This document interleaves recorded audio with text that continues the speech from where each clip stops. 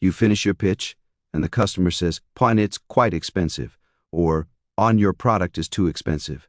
Later that day, you get home a few minutes late and your partner hits you with, "You're always late," or maybe, "And you never wash the dishes."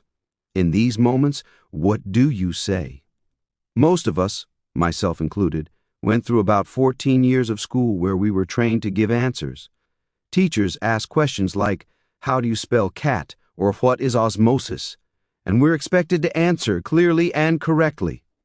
If you went to university, that pattern probably continued for another 3 or 4 years. You were trained to respond to every question with a solid, confident answer.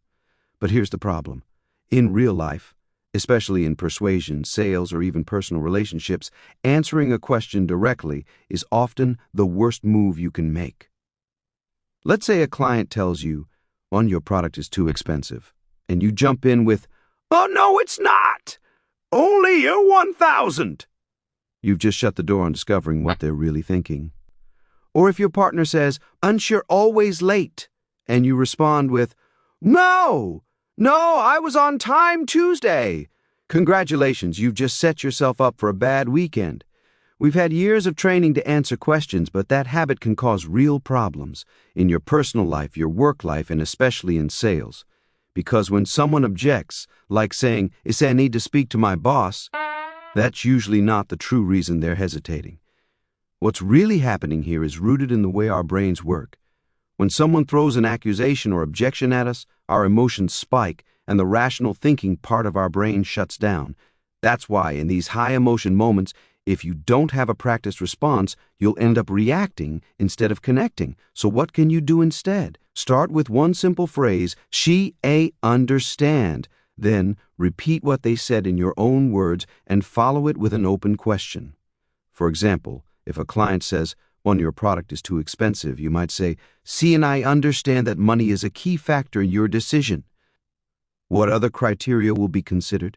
You're not arguing. You're not shutting them down. You're staying in the conversation and learning more. I call this approach Conversation Aikido.